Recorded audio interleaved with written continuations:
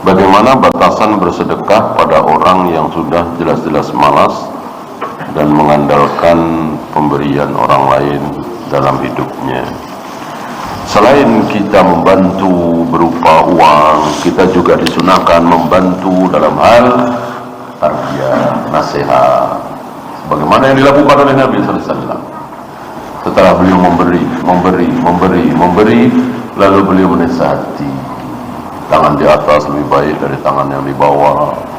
Bahwa siapa yang minta-minta, padahal dia tidak cacat, tidak terkena musibah, nanti akan menghadap Allah dengan wajah tanpa daging sama sekali. Ini menunjukkan haram, kan? Maka kita nasihati orang-orang seperti itu. Bagaimana adab penuntut ilmu terhadap perselisihan dalam masalah fikih, perselisihan para ustadz dalam masalah fikih? Bebas ya, kalau betul-betul pencari ilmu ya, bebas sebebas-bebasnya. Ya jangankan ustadz, ulama. Perselisihan Syekh Albani dengan Syekh bin Baz dalam masalah cadar misalnya, ya kita bebas. Kita baca hujah mereka masing-masing, kita pilih yang mana, tentu bukan dengan hawa nafsu ya, dengan kekuatan hujah mereka masing-masing. Betul-betul bebas. Nah yang tidak bebas cuma dari Al-Quran dan Sunnah dan ijma' sahabat. Terhadap ijma' sahabat ini kita tidak bebas.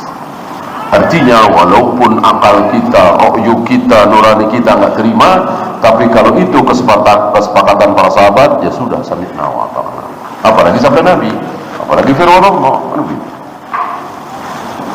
Adapun sekedar perselisihan para ulama, bebas sebebas-bebasnya. Apakah dimaklumi para penuntut ilmu yang semangat dalam mempelajari sunnah namun masih sibuk bicara politik, capres dan seterusnya? Ya sekedar ngobrol, ketawa-ketawa mungkin ya. Tapi kalau sampai ngotot-ngototan, buat apa? Buat apa? Ya. Yang mudah sajalah, siapa yang akan jadi presiden kita, sudah ada catatan belum? Iya, udahlah, nggak usah dibahas. Ya. Kita kaum salaf yang paling pertama, siapapun yang jadi presiden kita siap jadi rakyatnya, siap mentaati, begitu.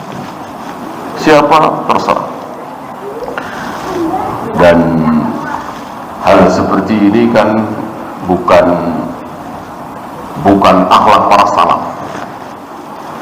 Dikatakan para salaf itu ketika terjadi huru-hara, gunjang ganjing, ya istilah kita politik lah. Itu para ulama di masjid-masjid mereka membahas tentang darah haid, tentang tauhid rububiyah uluhiyah, tentang bagaimana sifat surga, sifat neraka, enggak nyinggung-nyinggung sedikit pun. Tidak seperti ustaz-ustaz hari ini, nyinggung-nyinggung terus. Ya. Jadi betul-betul majelis para ulama itu isinya cuma ilmu, betul-betul ilmu.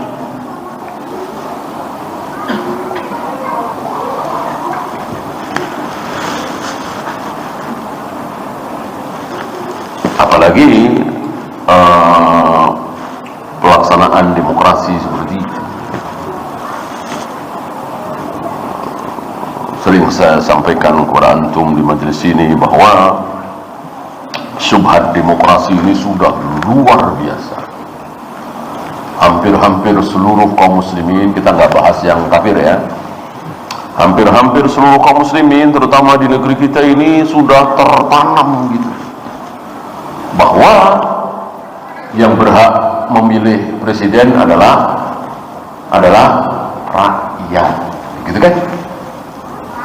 Maka kita harus pakai hak pilih kita. Nah ini wahyu dari mana gitu?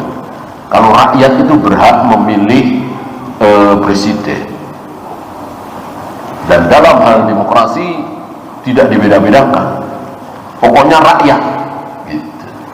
mau pelacur, mau pengedar narkoba, mau germo, mau penjahat, pemabuk, jarang sholat, bahkan kafir.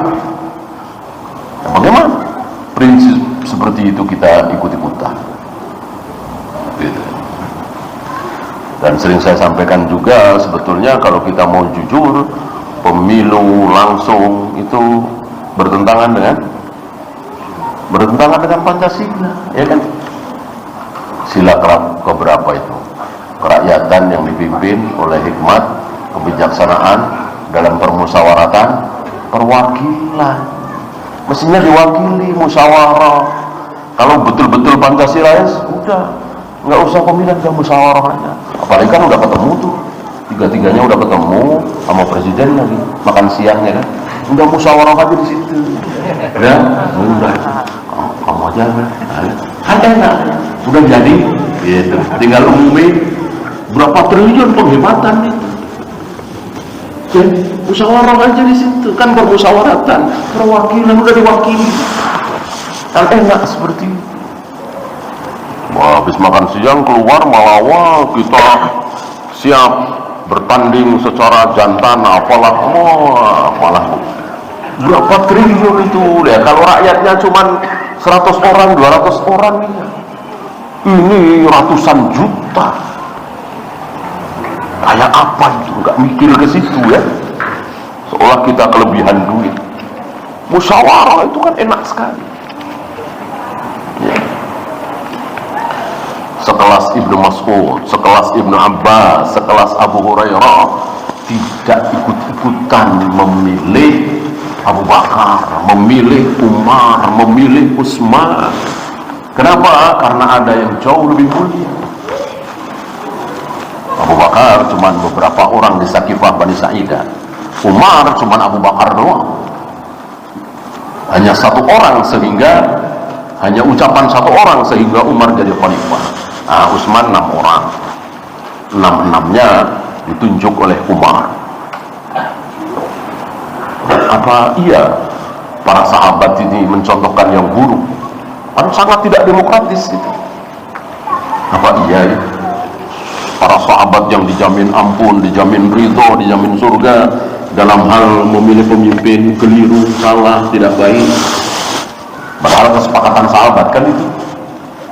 Kesepakatan sahabat, tidak mungkin para sahabatku bersepakat dalam kesalahan. Apakah seorang suami boleh bersedekah terhadap istri? Bukan bersedekah, sedekah kan tidak wajib, ini wajib. Nafkah wajib, nggak mau boleh diambil. Ingat istri siapa? Istri siapa yang suaminya? Istri Abu Sufyan kan mengadu kepada Nabi. Abu Sufyan bakhil, tidak memberikan nafkah kepada istrinya yang cukup. Bolehkah aku ambil hartanya tanpa sepengetahuan dia? Rasul menjawab, boleh. Boleh karena wajib. Suami wajib memberikan nafkah yang cukup kepada istri, bahkan lebih dari cukup. Antum punya, belikan mobil misalnya, belikan rumah, bagus ya.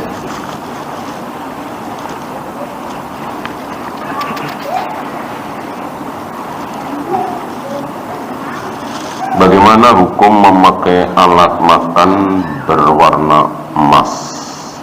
Bukan emas ya, warnanya doang kan, kecuali dilapisi, ya tentu tidak boleh. Kalau cuma warna ya berapa banyak warna apa itu, kuning ya, emas kuning, nggak masalah. Ya itu saja. Subhanallahumma bihamdika asyhadu an la ilaha illa anta astaghfiruka wa atubu ilaik. Assalamualaikum warahmatullahi wabarakatuh.